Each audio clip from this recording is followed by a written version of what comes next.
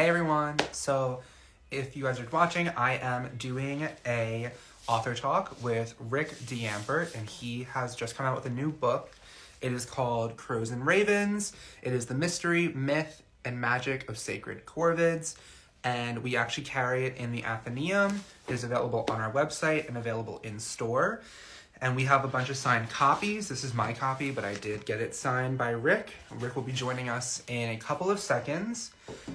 And we'll be diving into this book, kind of learning his background as to why he started this book and what kind of drew him to creating it. And this book is great. It has a lot of good lore. It introduces you to a lot of older religious texts from Norse and Celtic about crows and ravens and how they were kind of revered versus to how they became kind of known as a bad omen. There's some native culture talks in here from the Ojibwe tribes, and it's a really interesting book and a really interesting read. So I hope you guys pick up a copy. We have a bunch of signed copies in the Athenaeum, and I am going to be leading this today. So I hope you guys enjoy, you guys stick around, and Rick will be joining in a couple of seconds. Joining in. And yes, again, if you guys are just joining in, you want to see the book, it is this book, Crows and Ravens by Rick. And Rick is going to be joining us in a couple of seconds. I think he sent a request. Just waiting for him to get in here, and then we will start this up.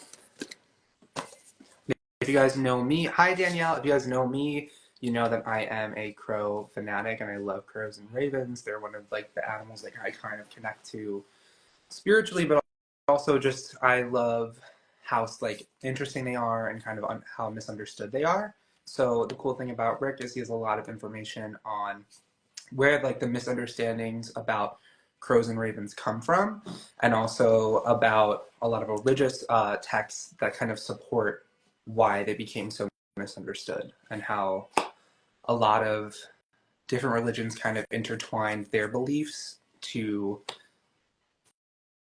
Okay, I did. I don't see a request from him just yet, but I did invite him. I know he's online now. I'll send him another invite.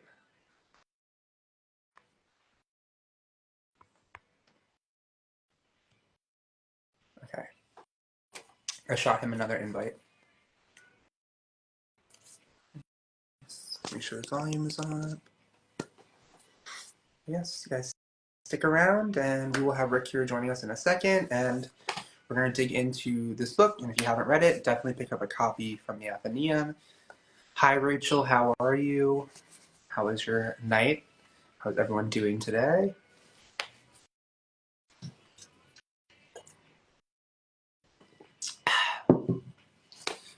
Just drinking some water.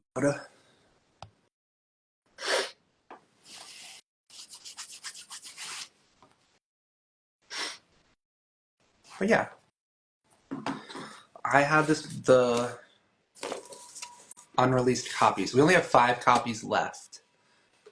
Oh, thank you, Monica. Yeah, we only have 5 copies left, and they're all signed. So get them while you can on our website. And if you guys shop in store, they're going to be in the Athenaeum, and we can show you where they are. They're really interesting. I spent the past couple of weeks kind of annotating the book and highlighting a lot of stuff that I am a huge found really interesting in here. So, yes.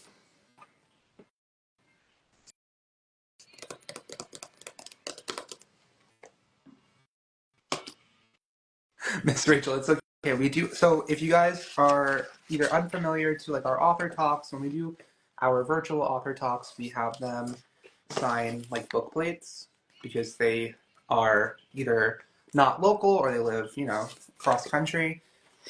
We can get you a book plate. He's not in here just yet.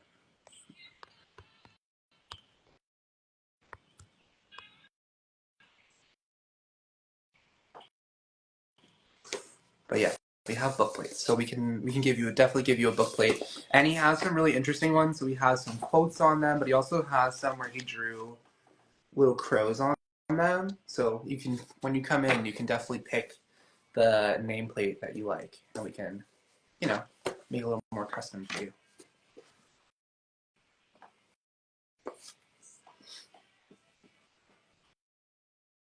Yeah. You guys have any prior questions before we start, definitely drop them below so I can bring them up to him when we start. Just let me know what you guys want to, if you have any questions about crows, ravens, or like little anecdotes about what they mean to you, stories that you've had, definitely let me know.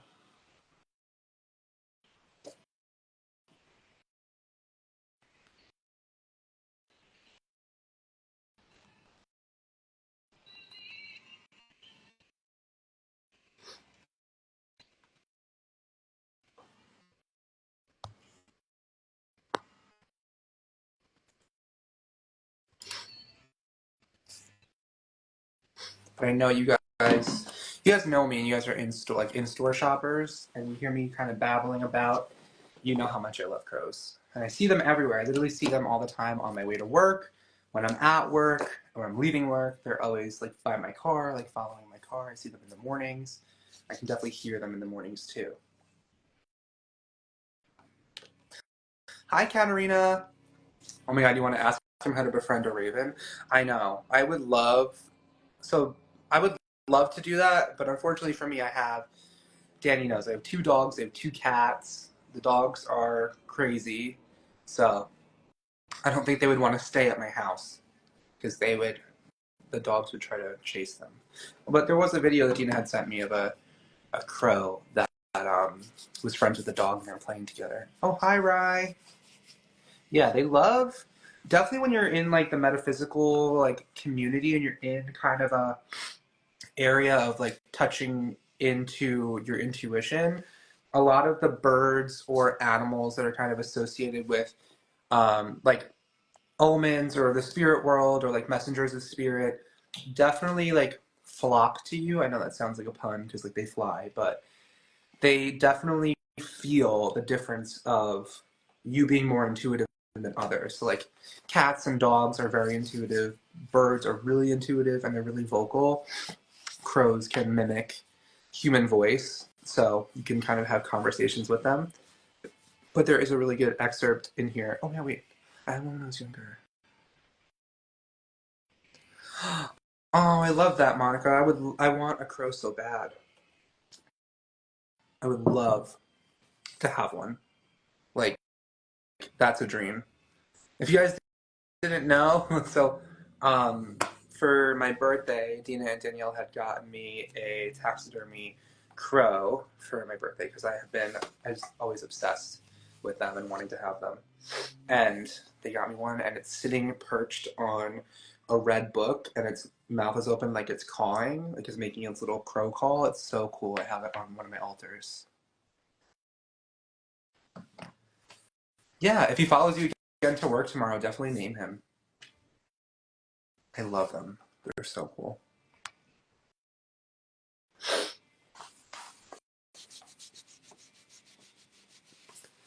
But yes, hello everyone joining in. Hi, Skylar.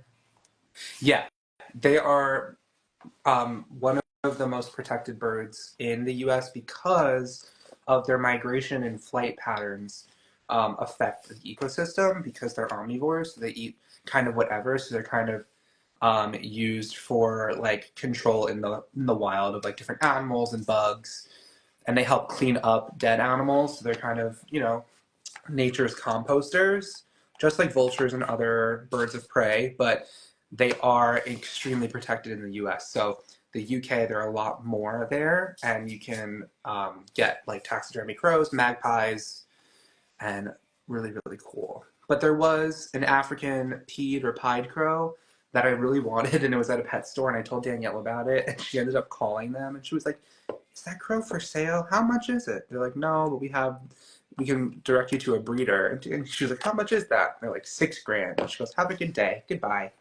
I came in one day, and she's like, "I love you, Vinny, but I don't love you that much. $6,000 much." And I started laughing. They're just an interesting bird, and they're really smart.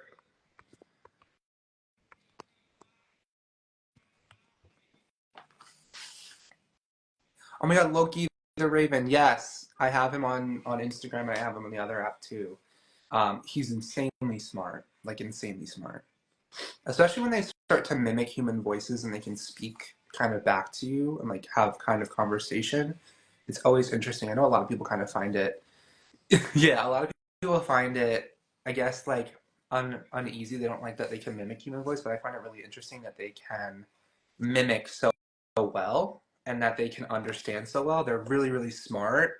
They have like the intelligence of, I believe, like a toddler, a little bit older. They're very, very smart animals.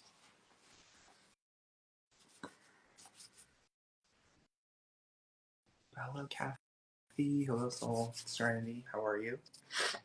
But yeah, I'm gonna start to dig in to the book. Wait for Rick. I'm gonna read you guys a little bit about Rick while we wait for him. So Rick is a journalist who spent 23 years in the entertainment industry, but he now works in workshops and performs on the sitar and Native American flutes for a lot of different pagan festivals in the Southeast. He lives in Florida, so he does a lot of goddess worship in Florida, and he is really interesting. So he literally worked in the entertainment industry and then kind of just forked off onto a different path. So he's still entertaining, but not in like the entertainment behind the scenes. He now does like, he leads pagan festivals and does music. He does art. He does art of a lot of crows of photos that he's taken. He like takes the photos and then redoes them in like paint and different kinds of mixed media. Really interesting.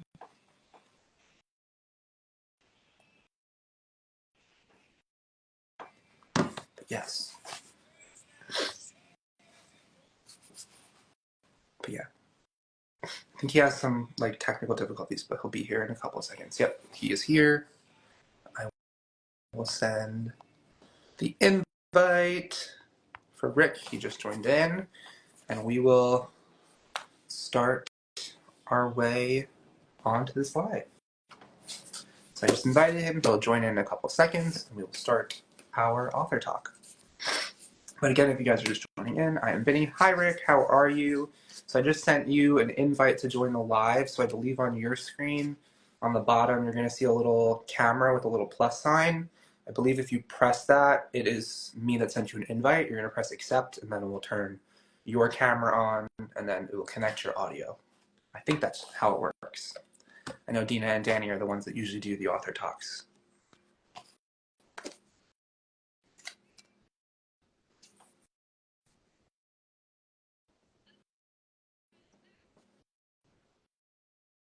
If it doesn't come through the invite, let me know. I can resend it. I know sometimes Instagram gets wonky. Okay,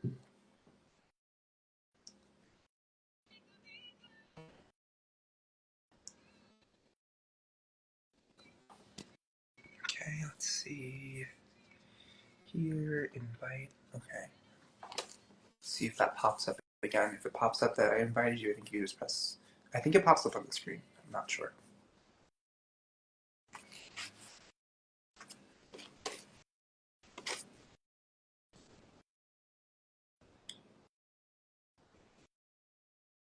Okay. Let me see here. Invite. Do you see on your screen, on the bottom? It's gonna be your bottom right corner of your screen. Do you see like the two little people with the plus sign? Yeah, I think Dina's behind the scenes right now, guys. She's doing like the technical stuff. Okay, there you go. I think you just said a request. No, that was Sherry. Yeah.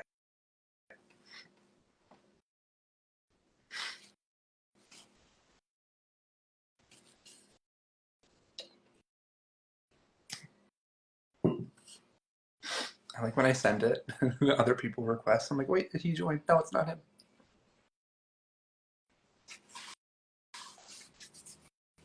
Yes, we are about to start. Oh, there we go. Because you might not have an iPhone. That makes sense. Thank you, Rachel. If it's not an iPhone, it's just a white circle with a plus sign. That could be the determining factor because we all work on iPhones. So if he doesn't have an iPhone, that would be the case. So a circle with a plus. On the laptop. Okay. Desktop. I think it pulls it in landscape mode. Oh, thank you. Um, we don't have any more Hecate hats in the store, but we will get more. We have a lot of other goddesses like Persephone, Aphrodite.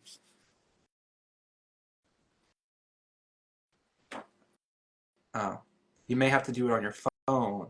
Okay, let me see. Let's do some technical work, everyone. Let's do the Google. How to go on Instagram via laptop. I don't see.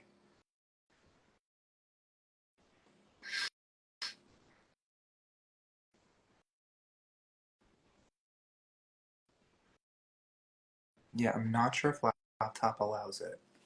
Because sometimes laptops do, sometimes they don't. It just depends on the software. But you may have to do a phone, like on your whatever phone you use.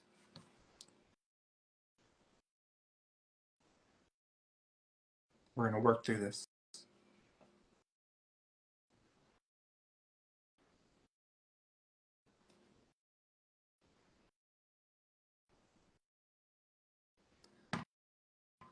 Oh, that makes sense. Okay, here we go. I accepted Rick.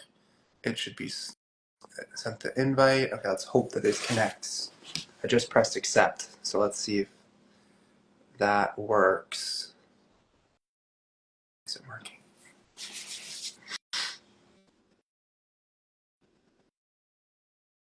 It could be joining. It looks a little glitchy, so it could be joining. I just pressed accept, so hopefully that worked. Yes, we will hold. Hold, please. But also, guys, if you see this, I am not home. I am at the shop right now, using the store's Wi-Fi because my Wi-Fi at home is really slow. So I stayed here so I can have fast internet.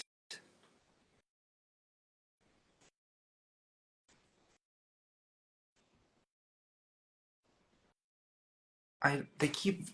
Here we go. Accept. I think that worked. Did it work? Okay, press accept. But I don't know if it's going through. To send another invite? Maybe I send another invite and then accept it, and that will work.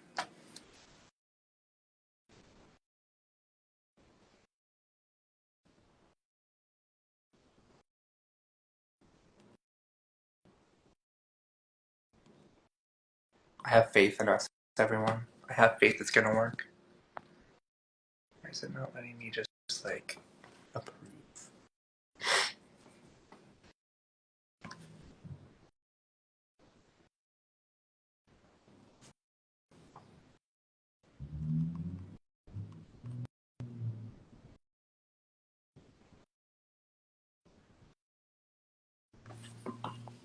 Waiting for Rick to get on his phone because the laptop is not working. But we're gonna figure this out. But if anybody has any questions for me while we wait, while we're here, you can definitely drop them below. If you have questions about the store, and I'll answer some stuff. Also, I think I want to get a tattoo of a raven or a crow. Thinking about getting it. So I think, so yeah, so it might just be the laptop that's not letting him like connect it. So you'd have to do, if you have an iPhone or you have an Android or whatever phone you have, like a smartphone, you can join back into the live and then like, I can request and then I can accept him.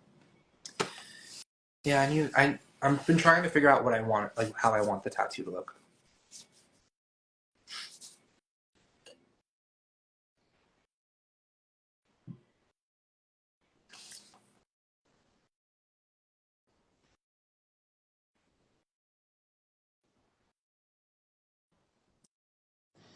Oh, yeah, I'm trying to figure out what I want, like how I want the tattoo to look. Do you see me now? Yes. Jeez. Hey, Vinny. I hope you're Vinny. Yes, I am. How are you? I'm doing good. As you can see, I know just enough technology to not be able to outthink it. Yeah. Do you see me now? I do. Should I stay on my iPhone or my laptop? The iPhone is where I can see you and hear you. You can Okay. exit the laptop, yeah. All right. Yeah. All right, good. We're on iPhone now. Oh, Yay. perfect. Yeah. All right. Okay. Man, my apologies to the Instagram generation. Okay. But yeah, so for people that either don't know you yet or got your book and want to know a little bit more about you, what's kind of like your driving force for writing the book? Well, the way it came about, actually, I started posting. I take photos of crows. I put the digital woo-woo on them, have them printed on canvas, and sell them. I don't use AI and I don't use Photoshop. Anyway, so I started posting those on my Facebook page, and it was actually Heather Green, who used to be the editor at the Wild Hunt, the pagan news website. For a while, I was the arts and entertainment and culture writer for the Wild Hunt. I had to give that up. I didn't want to, but just to get more paying gigs. Anyway, Heather saw some of my crow art on my Facebook posts, and she's the one who said, "Rick, why don't you write a book about crows?" So I said, "Oh." So I sent her a proposal, and that's how it happened. My interest in crows goes back to 1995 when I took a trip to Ireland. My heritage is French and Irish. And in the Dublin post office, there's a huge bronze statue of Cuchulainn, the ancient mythic Irish warrior. And it's a scene from the mythology of Cuchulainn when he's dying, and he didn't want to die laying down, so he tied himself to a post, and then on his shoulder in this statue is a raven or a crow. Scholars don't know which. There is a difference. And I was wondering, what is that crow doing on the shoulder of Cuchulainn? Yeah. Which tells you at that point in time, I wasn't deeply connected to my Irish roots. So that's really what started my interest in crows. And at my home in Palm Coast, they would come to the backyard. I started feeding them and then taking photos. So I've been just caught up in crows for maybe 15 years or so. But again, it was Heather, my editor at Llewellyn, and she's still at Llewellyn, who said, "Oh, do a book, Rick."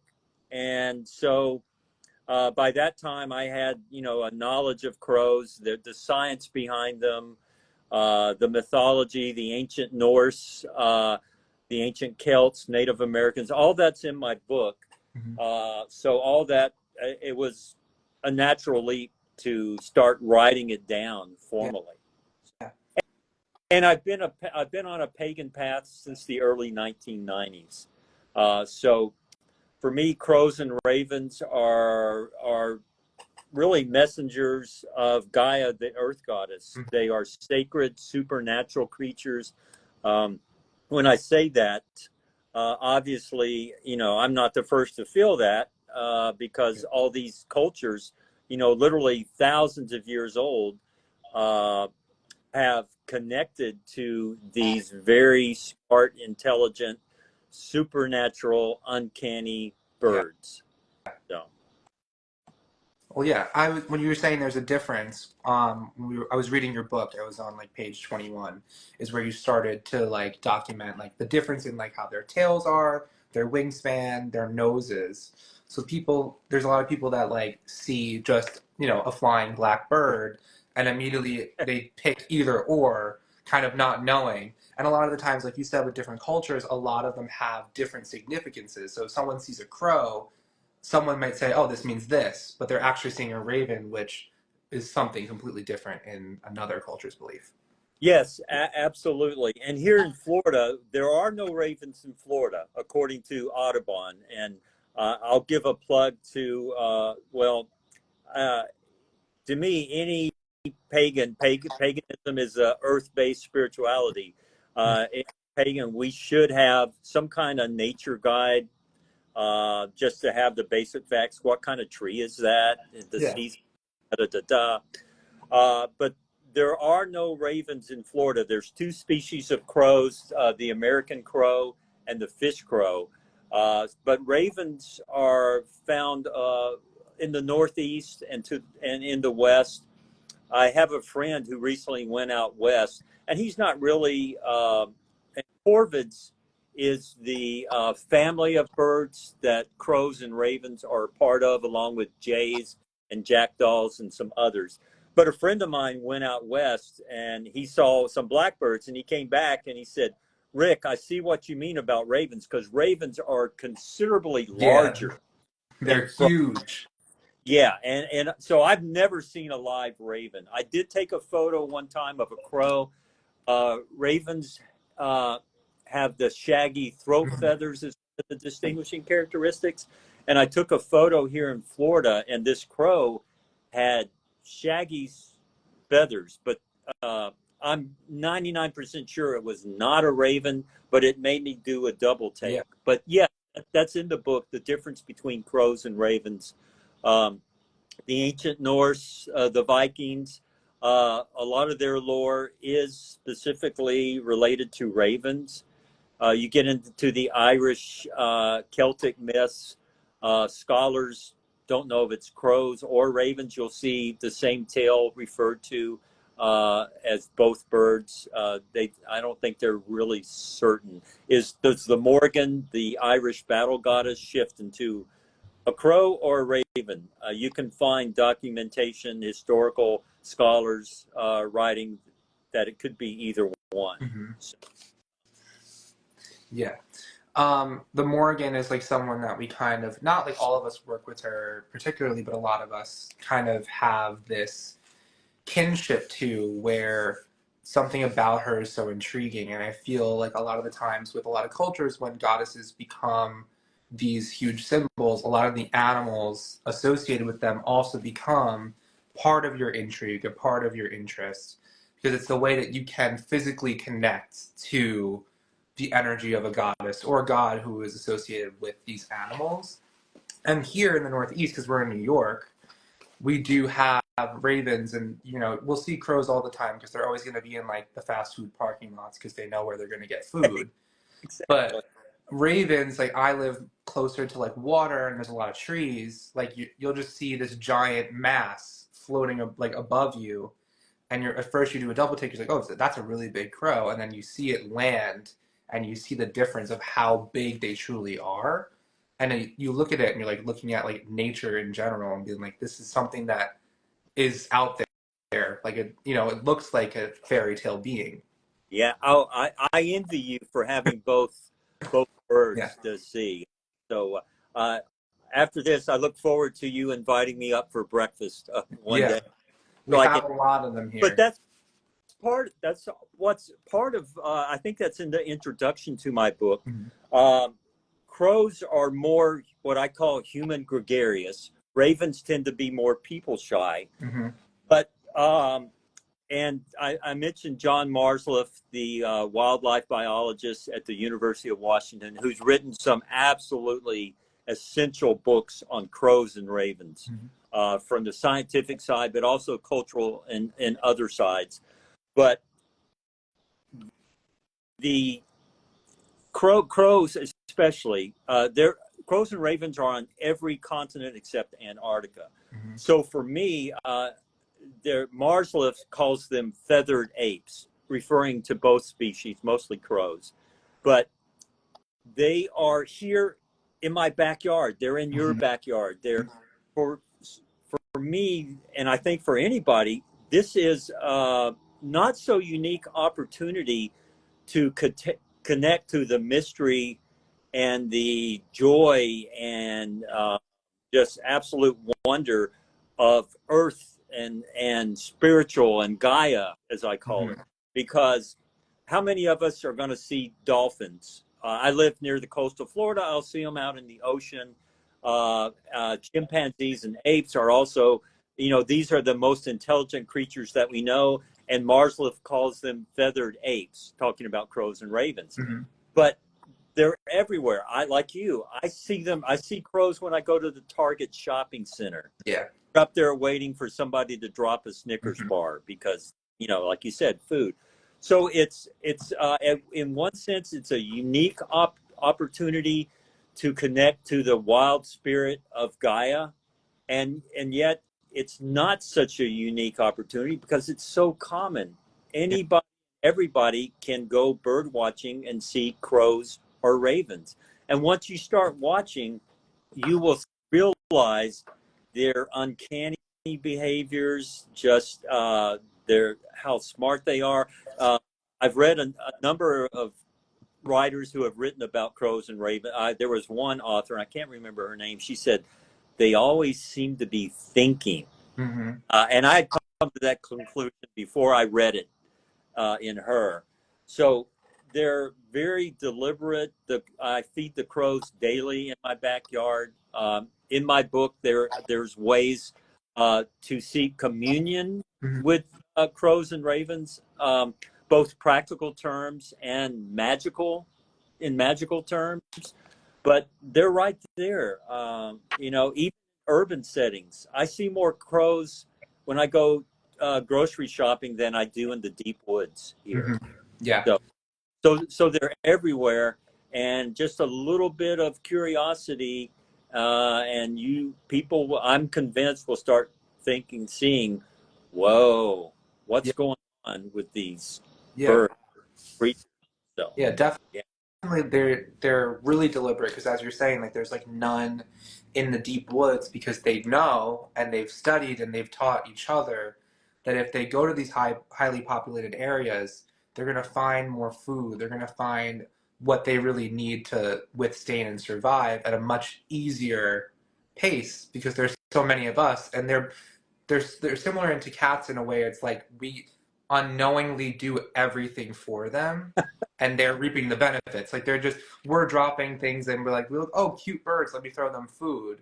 But yeah. meanwhile, like for us, like we buy the food, we make the food, we eat the food. They're getting it just because they know what to do. They know where to go. They know who to go to. Yes, I'm convinced. I think I use this line in my book that they are watching us as Mhm. much as we watch them.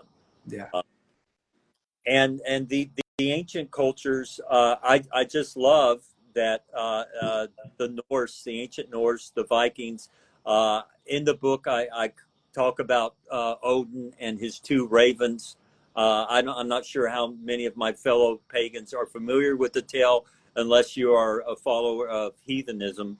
But Hugin and Munin, their names translate as thought and memory. And why those names? Because the ancient Vikings and Scandinavians, like us, like me, like you, anybody who you watch these birds and you realize they do have thought. And it's John Marsliff, that wildlife biologist, who through experiments proved that crows and ravens do remember human. If you are nice to a crow, they will remember it. If you piss off a crow, they will remember it. And what's strange, it gets deeper, is they are able to communicate to other crows. So if you do something mean or aggressive to a crow, that crow is going to shun you or scold you or whatever. But they're able to communicate to other crows. Oh, don't go to this place, or if you see this guy, don't hang around because he's not a friend of the crow Mm-hmm. tribe. Just, whoa, blows my mind. But it's been scientifically, this is not woo woo. No. Yeah. It's a credentialed academic university wildlife biologist whose experiment has Yeah. proven this. Yeah, I remember seeing a video of an experiment where they had the person wearing like the mask and they were carrying the taxidermy crow, and they all started screaming. They're like, "This is That's not, a friendly person." And then the woman comes back with no mask on and no crow, and they'd have like they're like lets her walk right That, by. But the moment she comes back, they now all know that this is someone that they can't trust. yeah, and if somebody else puts on that mask, the birds are going to just like, Hmm. whoa, they're going to freak, and they're going to say, we're Yeah, going after this person. yeah, Bad. So yeah, exactly, exactly. And that's one of the things I find fascinating, among many, of course, uh, just how science and everyday practicality intertwines with mythology and mystery and magic, uh, when it comes to crows and ravens and their relationship to humans. I start off the book, and I didn't know this before I started deep researching. I had seen the Lascaux, if I'm saying it correctly, cave paintings, hmm the 18,000 to 20,000 year old cave painting where it's a human figure with a bird head. Now, we don't know that that's boom, booyah. Yes, thank you, Vinny. hmm Yes, that's it. Oh, it's yep. It's inverted, but yeah, yeah, inverted. But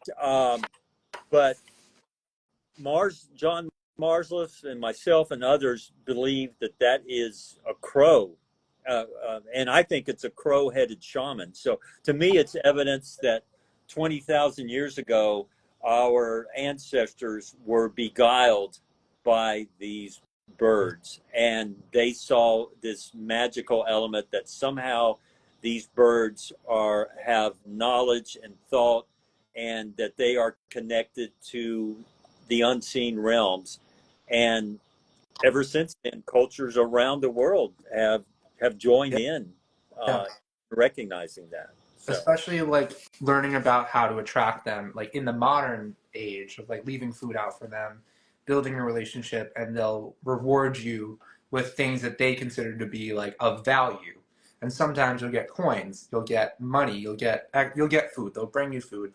But if you think about it back 20,000 years ago, of them making this relationship with an animal, and the animal then remembering and returning with gifts and things, how that probably interpreted for them, this being knows like a lot more than we do, and it has more intelligence than we do. And that's kind of where we start getting the correlations with like knowing more spiritually, knowing more physically. And I think that's like really interesting to know that they've been around for so long and they pretty much are everywhere. yes, yeah, absolutely. And I'm just I I'm still amazed that, um, you mentioned crows bringing gifts to humans. I'm so jealous. That hasn't happened. The crows come to my back home here in backyard here in Palm Coast, Florida, every day. I've been feeding them for 6 to 8 to 10 years. Every seems like every spring, new crows come and the old ones go. And people say, how can you tell they all look alike? Well, you look at their behaviors. I used to have a couple of crows that would get crackers and go up to my roof and eat them. Other crows would go to a certain tree. There's all these behaviors that you can see, and catalog in your mind. But I'm still just amazed that I don't. I've read all this and searched it, researched it, all that, but even just the simplest things seem so magical to me. Mm-hmm. The fact that they bring humans trinkets or shiny things, like I said, it has not happened with me since my book came out, and I've had book signings around the Central Florida area, and I kind of hoped this would happen, and it has. But people will tell me about their crow encounters. And, no, they don't shapeshift into the Morgan in front of them, but they're kind of doing uncanny, weird stuff. People tell me, people say, oh, I had a pet crow when I was young. It used to ride on my shoulder. I'm like, I'm jelly. Mm-hmm. I'm jelly.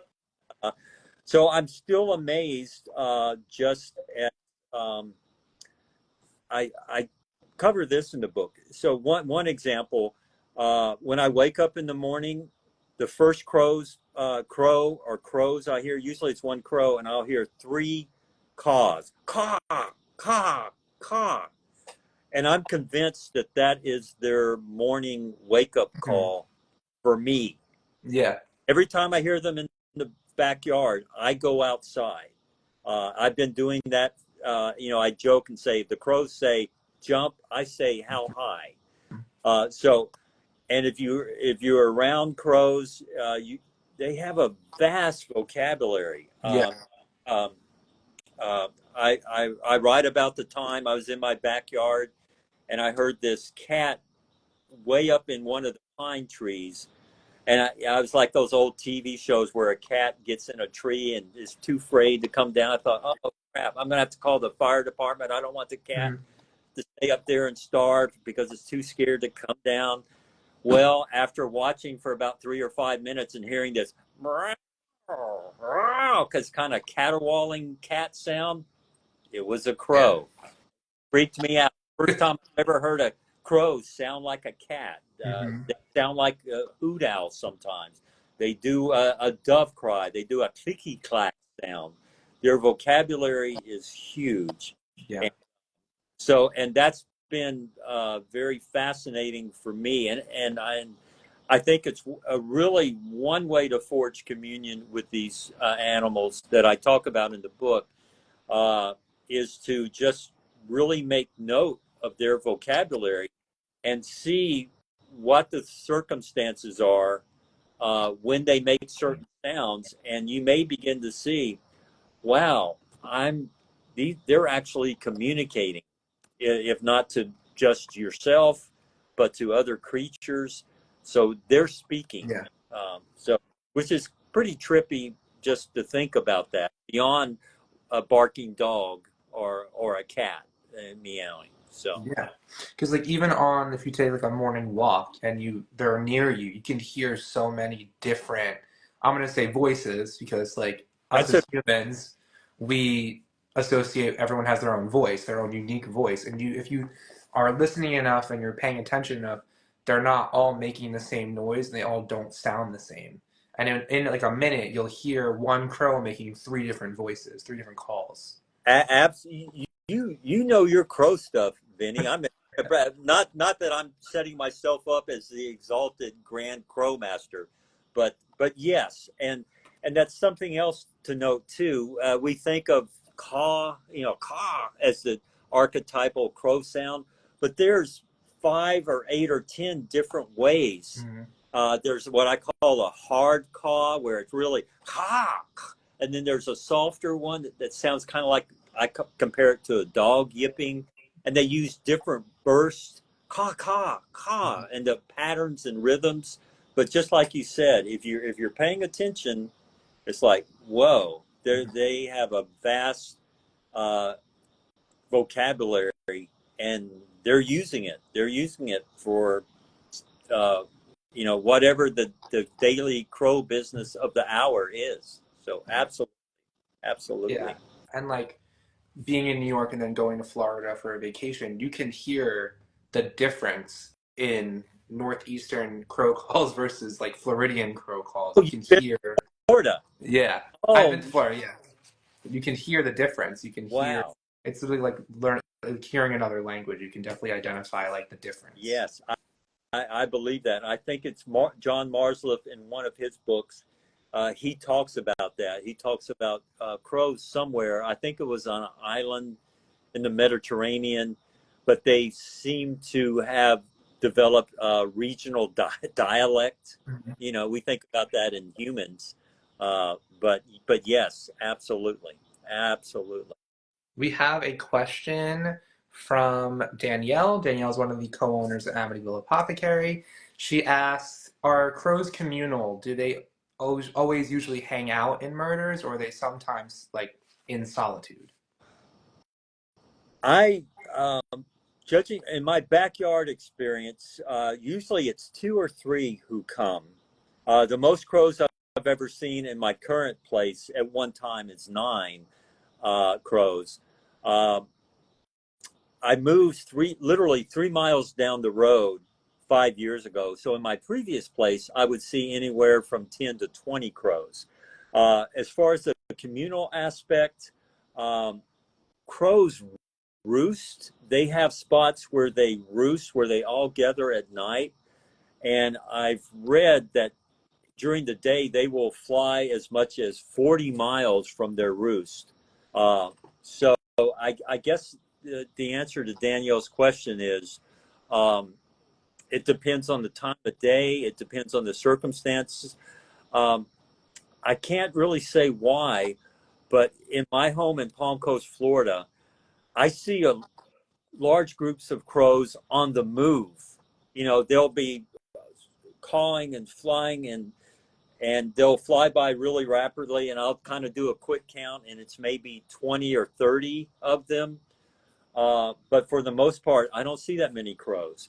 Now, I remember reading in my research that in Oklahoma, this was some kind of agricultural uh, commissioner or something, that there was a crow roost in Oklahoma that had hundreds of thousands of crows, where they all went at night to sleep, and then in the morning they disperse. So that kind of blows my mind.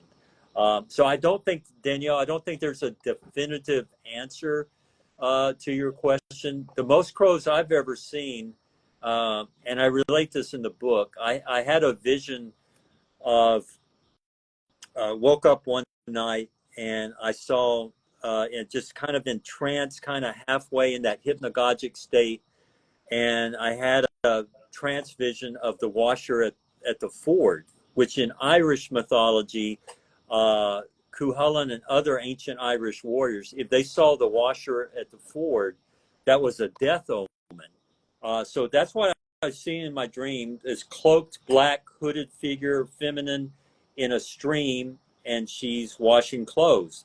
And so I just kind of like, ooh, and I went back to sleep, woke up, it's like, whoa, okay, that's kind of eerie.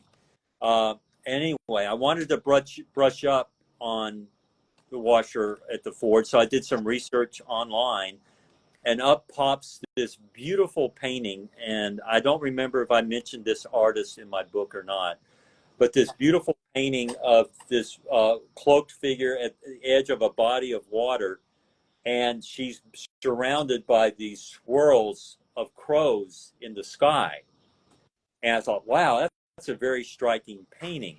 And then about 2 or 3 weeks later, I was officiating at a friend's wedding. I do that kind of thing. And before the wedding started, it was at another friend's house out in a rural area. So I went walking by their pond, and I saw, just like in the painting, hundreds of crows swirling in the sky over this lake.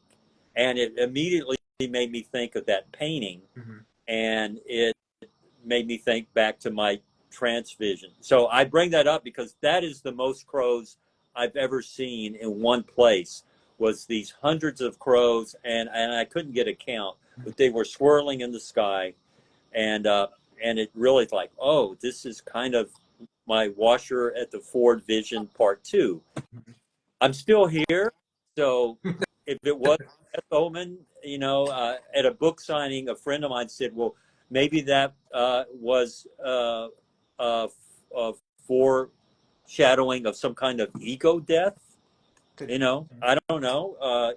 Or it could just be that, who knows? But it was very eerie. But at the same time, this vision of all those crows was just a very vivid, beautiful memory for me. Even if it meant like, oh, am I going to leave this world soon?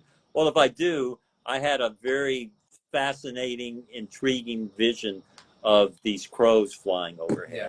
So, but I'm still here. So, yeah. There's a video that Danielle had taken on her phone, and she had sent it to me. And it was just randomly, she just sends this video, and it's I think believe it was nighttime, so like the sky was kind of that gray color, like the moon was just coming up. And I pressed the video, and it's just this. It was in the winter times, like the tree didn't have its leaves, but it was a giant tree. And I thought it was leaves until I pressed the play on the video, and it was a tree swarmed in them. And in the video, Danielle recorded it with sound, and they're all cawing and yelling together Oh. in this video. And she sent it to me. She's like, I immediately had to send it to you because Oh. I see them Oh. always like on my way to work. There's always like 4 or 5 that fly over my car, and there's always 2 on my left that are flying in the direction that I'm going. And it's Really? always like It's the interesting same. you mentioned that because when I've been doing book signings, a number of people have said their encounters with crows have been while they're Mm-hmm. driving, that a crow will come across their windshield very close. And I relate in the book, a friend of mine, Gina, Mama Gina, a pagan musician, she told me her story. She was driving up the East Coast from her home in Florida up into the Carolinas, and every stop, gas fill up along the way, she kept seeing 1 or 2 Mm-hmm. crows. And so that after it happened, I'm not sure how many times it happened. She got this intuited this message is, I'm meant to write a song about crows. And again, that was in her car, and she's on the move. So I don't know. That's a new thing that's opened Mm-hmm. up since my book came out. People say, "Well, I was in my car," and it's like, Yeah. "Wow." So you're of that group. So Mm-hmm. The funny coincidence is that I think it was probably a week ago. So it was like leading up to doing this author talk. This customer kind of comes in and she's flustered, and we're like, what's wrong? Like, can we help you? And she's like, I'm driving on the highway. This crow swoops in front of my car, in front of my windshield, but like low. And she goes, it dropped a feather on the windshield, and it flew, dropped, and then flew away. And to her, because like a lot of the times with like pop culture movies, Hollywood, crows, any black animal is bad. Witchcraft is bad. It's evil. So she came in and she was like, "Am I? Is it a bad omen? Was I gonna crash? Am I gonna die? Am I like?" She started wow, overthinking it, and we like sat there with her and kind of like broke it down that it could honestly be just a message. Like you were supposed to, like, either they're bringing something for you from a loved one, or you're trying someone on like a god or goddess level is just sending you either a confirmation or something that you have to kind of tap into. But I feel like a lot of the times with black animals, everyone automatically associates it with something bad is going to happen. And it does come from like cultural standpoints, but also a lot of times it comes from like whitewashing religious conquests and trying to distance themselves with as much pagan and nature and natural traditions as possible. So like everyone kind of now it's so filtered to seem evil and to seem dark, and it's just the unknown. well, yeah, yeah, yes, and in fact, I was at a book signing. This subject came up, and I have a chapter. I don't the shadowy side of Corvids Mhm. in the book, and this came up at a book signing, and I think to me the biggest fear in the world that we humans have is fear of the unknown. If we don't understand something, or if we can't rationally touch it, feel it, it makes us go woo. Mhm. Uh, so I'm overgeneralizing there, but so that's one thing that comes into play, and this woman that had the feather dropped, probably she's never had a cardinal or a ring or anything else to Mhm. it. It had to be a freaking crow Mhm. because crows are on a different level, and but also I tried to be very on. I wanted to be honest with this in my book. Um, there is a shadowy side to Corvids, and to me that doesn't freak me out because that is you know uh, the old mantra that we can't have light without Mhm. shadow. We can't have shadow without light. It's just a part of life. But in the case of crows and ravens, it's been historically documented that in the ancient battlefields, the battlefields in ancient Europe, uh, crows and ravens, probably more so, it seems to be ravens, would follow the armies into battle because they learned that there were going to be corpses. Mm-hmm. Crows are omnivores. They will eat human corpses. Now that that's not a pretty thought, but it's the truth. Mm-hmm. I've had other friends of mine say, "Ooh, crows, ravens." I saw a raven take down a baby bird, a baby cardinal. They're Yeah. omnivores. They will prey on other birds and raid other bird nests, and at the same time, hawks will mess Yep. with crows. They will raid crows' nests. It's why um, every crow ruckus I've seen, if a red-shouldered hawk comes near my backyard and there's crows around, you're going to hear them Mm-hmm. squawking. Um, but getting back to that, the crows following, they learned to follow these armies uh, because there would be a feast Mm-hmm. on the battlefield. And the ancient Norse tales reference this in a number of stories. And you can read that in the Norse section of my book, that there's plenty of commentary about ravens feeding on corpses. And it didn't freak out the Vikings, at least the ones who are portrayed in these tales.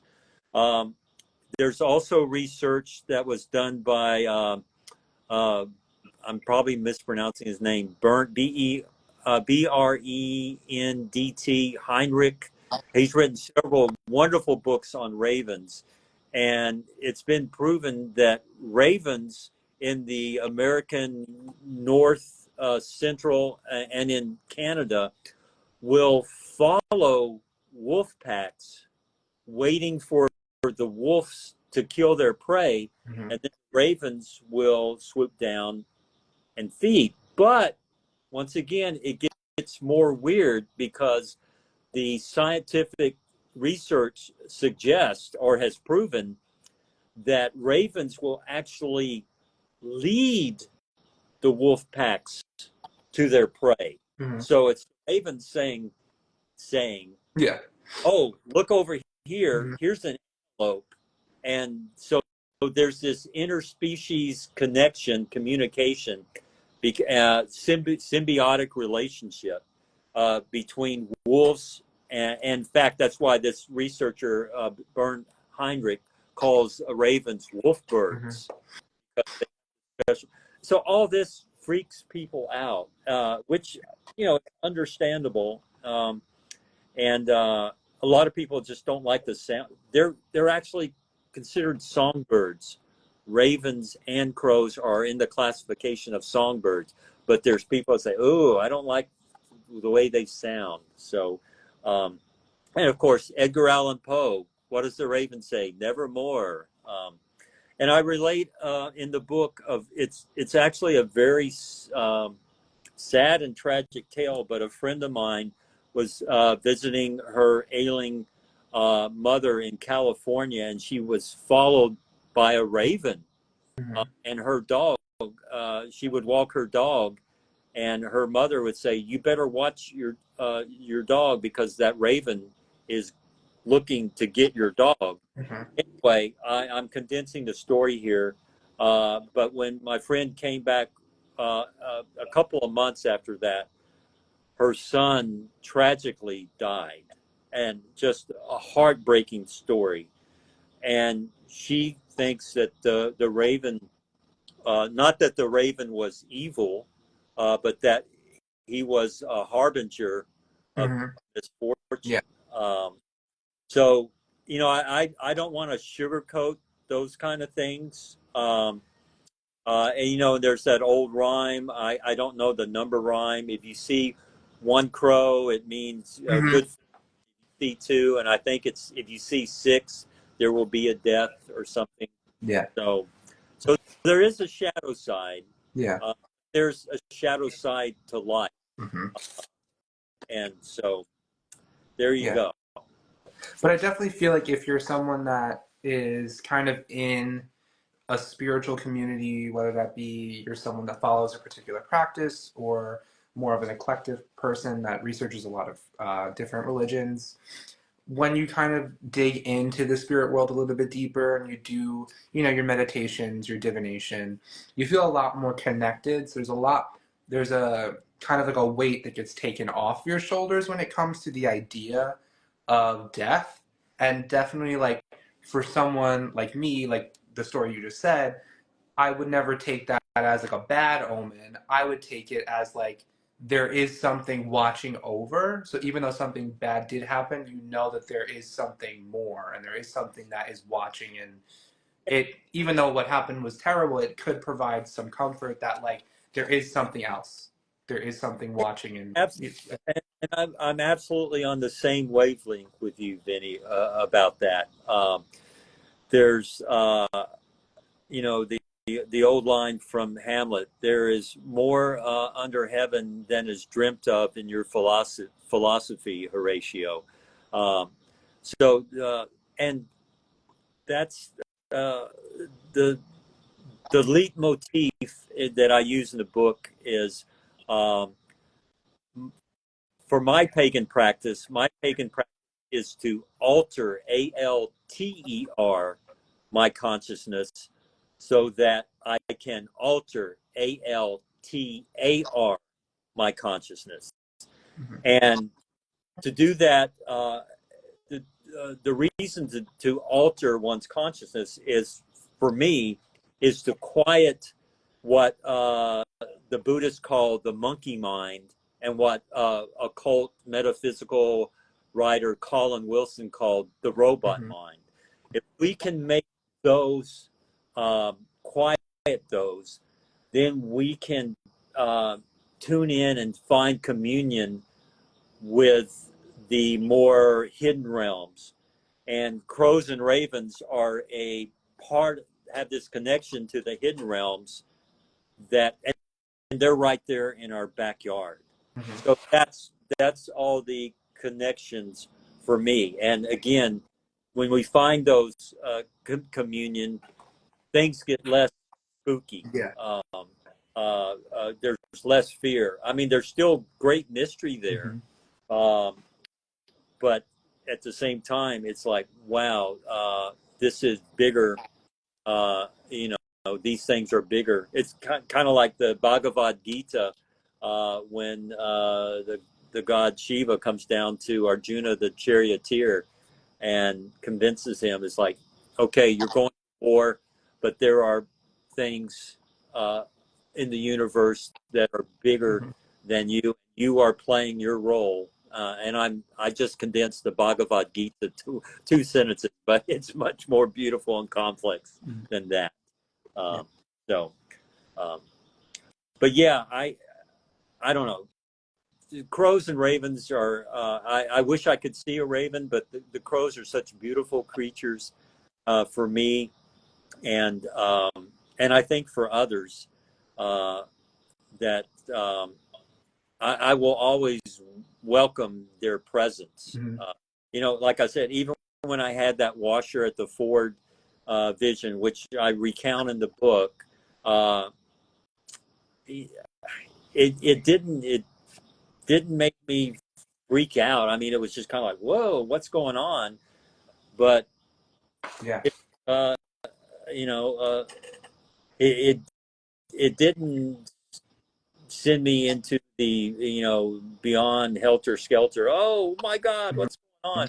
It was just evidence to me of like, okay, there's some mystery here that's been played out in front of me in my consciousness. What does it mean?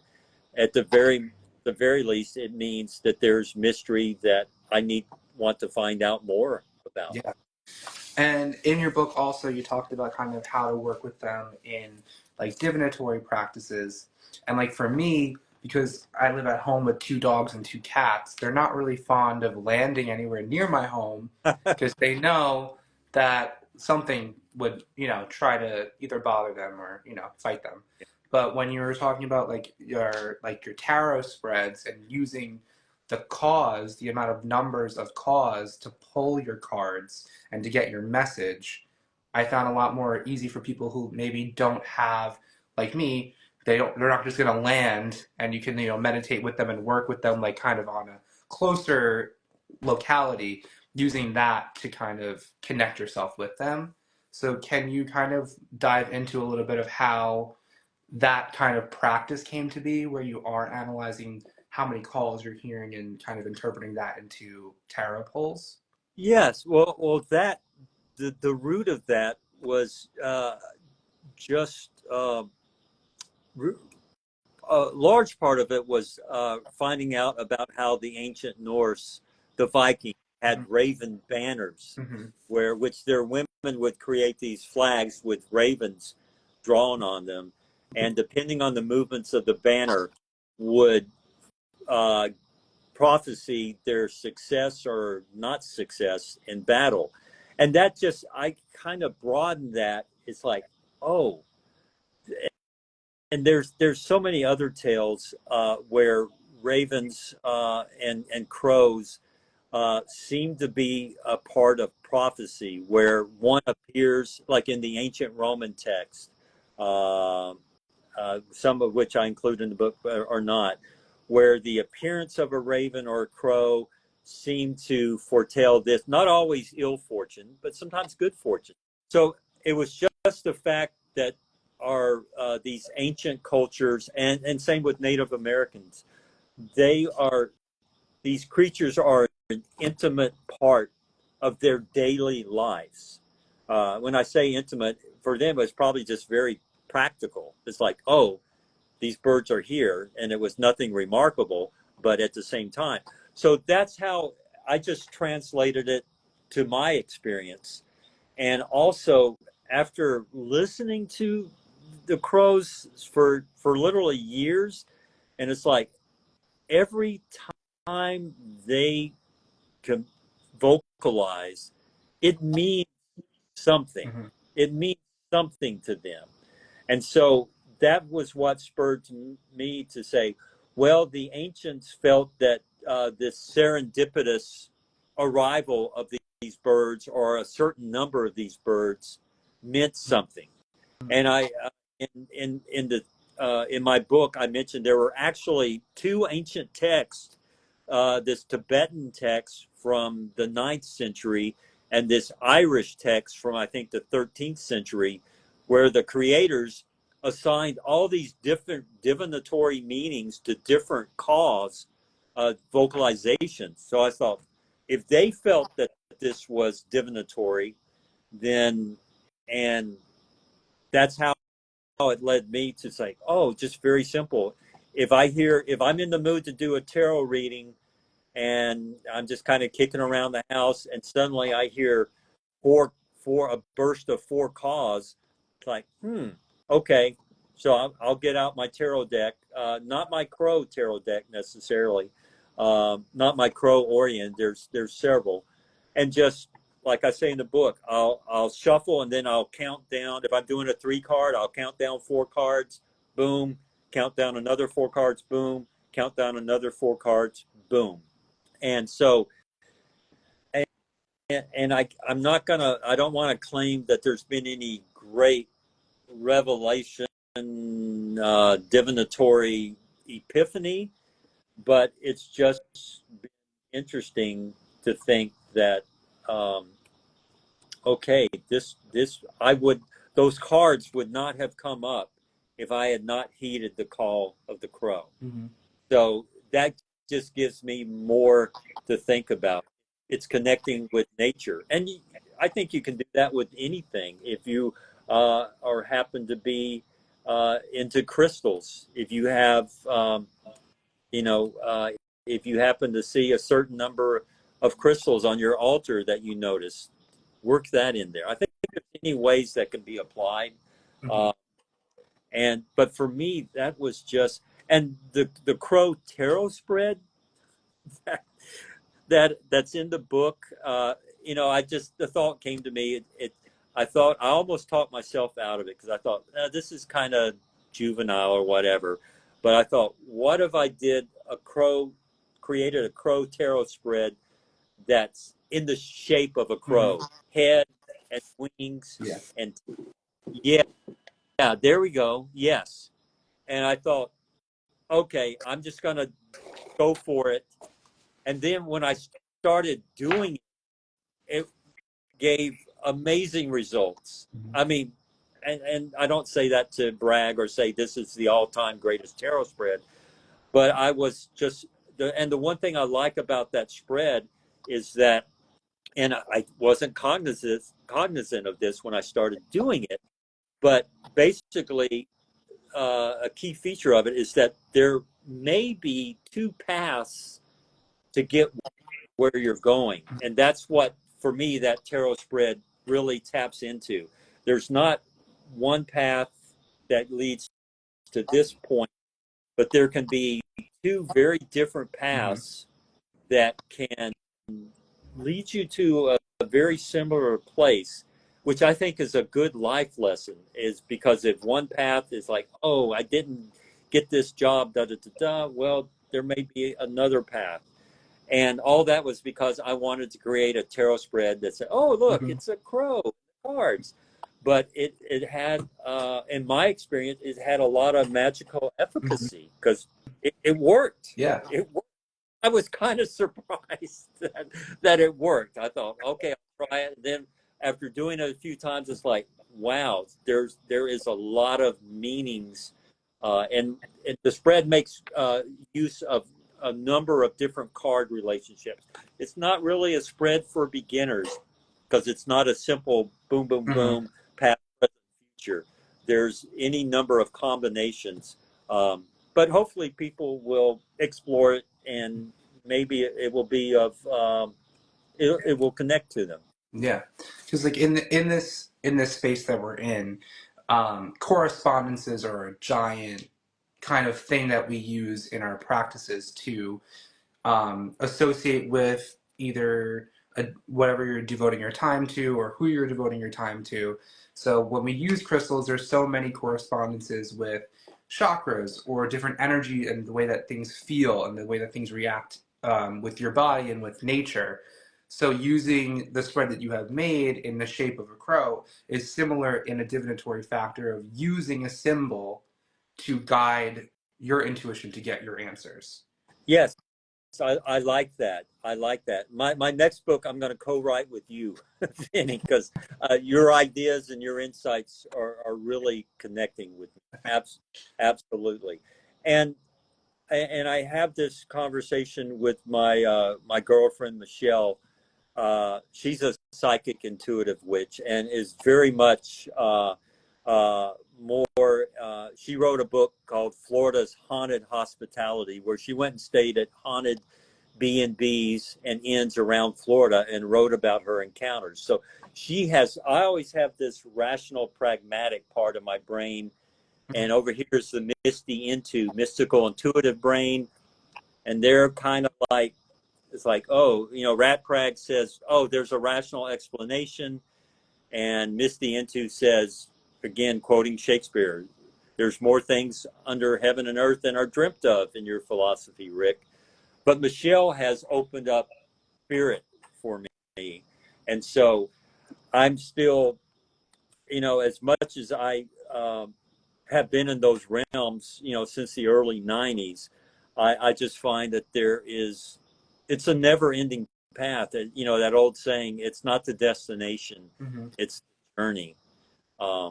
And certainly for me, I didn't start out to be the crow guy, and I'm not claiming I'm the crow guy. There's a lot of people who have written fascinating books on crows and whatever. But for me, it very much is a path that leads deeper into spirit. And again, just the simple symbology, like you pointed out, of a crow-shaped tarot spread has taken me into spirit in just a different way. I mean, some days I will just use the Celtic cross spread. I can't really tell why. Why do I do it this way and then that way? I don't know. Yeah. Maybe a invisible crow saying, "No, don't do us today. Save us for later." Who knows? Yeah. But Michelle and I have these conversations, exploring spirit, exploring the mysteries, working with gods and goddesses. It's so vast. I don't think we can expect concrete black and white. Sometimes the universe will surprise us, and in my experience, and something will seem not just a divination, but we'll get strong message that okay, I need to. When I went to Ireland, I went to the top of Knocknarea, the mountain there, and legend says that's where Queen Maeve is buried. And legend says you take a stone up to the top and leave it on her burial cairn, which is this huge pile of rocks that's about a story high, but you don't take a rock back. Well, I got the message that I should take a rock back down, which totally violates the legend. And I've had nothing but good experiences. I felt called to do that.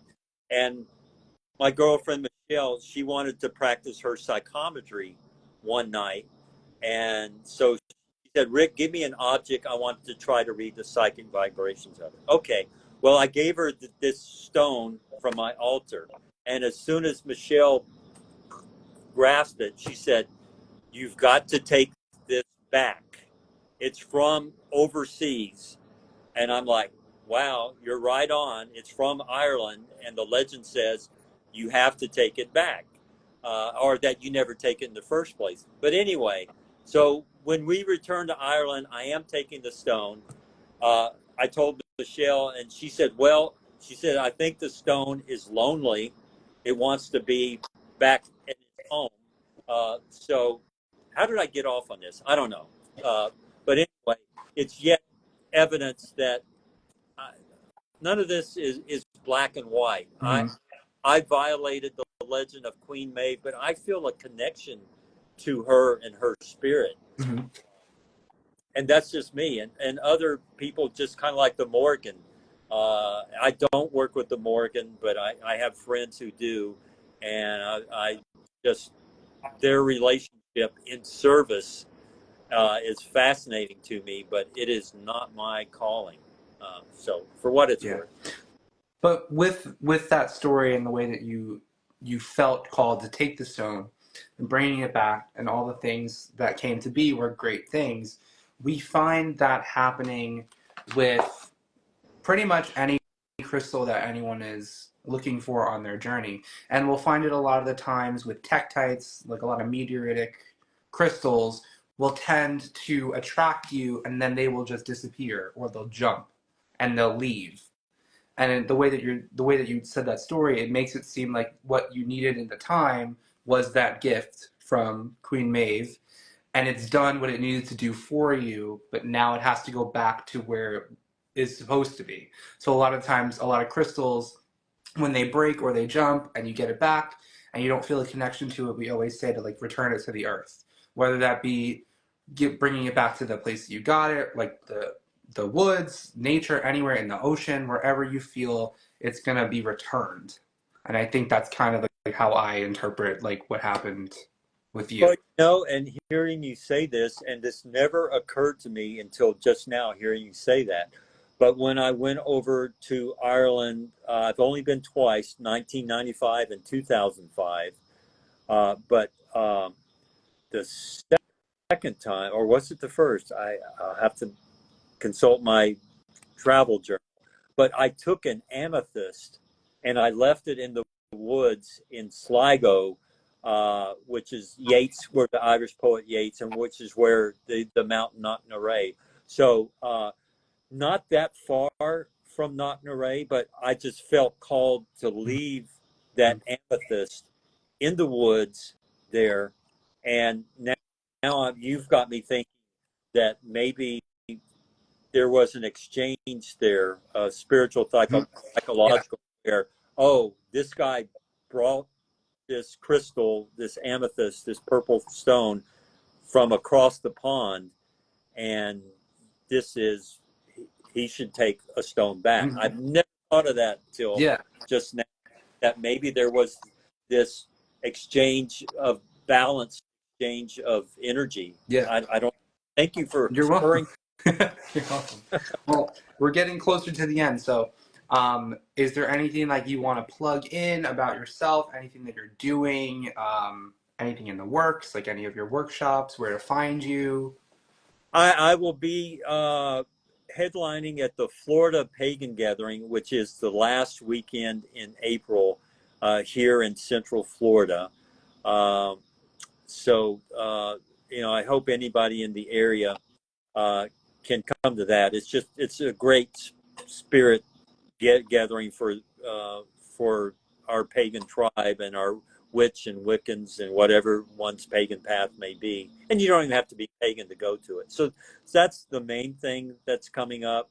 And then also just book signings. If you go to my Llewellyn author page at llewellyn.com, it will have my upcoming appearances.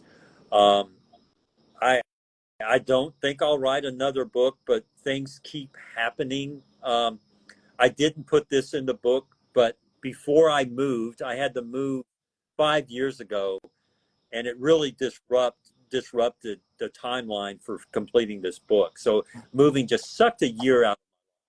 But I only recently realized because I mentioned in the book that I was looking out the back window of my old place, which bordered on woods, and I saw a crow hanging upside down on a tree branch.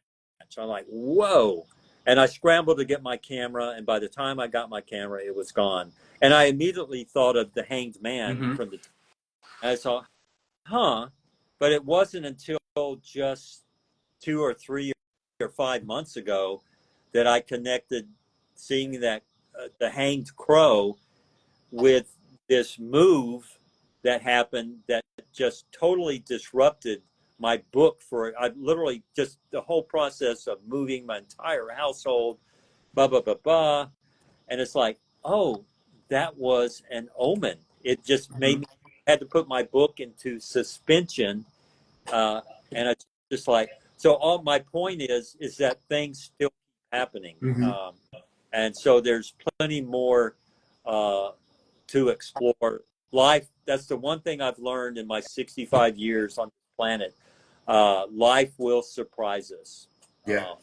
So here we are. Well, thank you so much for joining us for this author talk. And I'm going to save it on our feed. I'll tag you and Llewellyn, and we'll keep it up for you guys to watch it. Whoever just joined in, you can watch the replay. Thank you, Rick, for joining, and have a great night. Thank you, Vinny. And I hope our paths cross one day, maybe face to face. Who knows? Yeah. Or I tell you what, to quote Game of Thrones, maybe you can send a raven. Yeah. So if I'm a huge crow-like dude, it's like, oh, that must be from Vinny. So, all right. Thank you so much. Thank you. Have a good night. Have a good night, everyone. Bye. Bye.